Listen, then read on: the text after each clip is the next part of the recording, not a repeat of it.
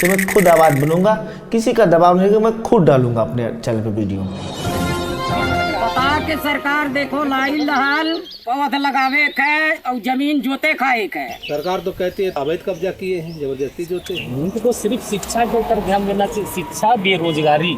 मुझे ना तो राशन मिलता है, ना गैस सिलेंडर मिलता है, ना कोई भी अन्य काम नहीं होते, जिसके लिए मैं भूमिहीन हूँ। हमारी बात ऊपर तक पहुंचना चाहिए योगी मोदी के पास। मेरा भी पहला तो फिर तो उम्मीदें होंगी। हाँ, उम्मीदें बहुत। सरकार होनी चाहिए युवा वर्ग के लिए, हमको जॉब चाहिए, बस पेपर लीक बंद होना चाहिए। गन्ना पेमेंट समस्या योगी जी पहले आयल है। हाँ हाँ अपन की टाइम पर बताए गए हैं पैसा हम तुम चलो हो चक्कर होना पड़ा।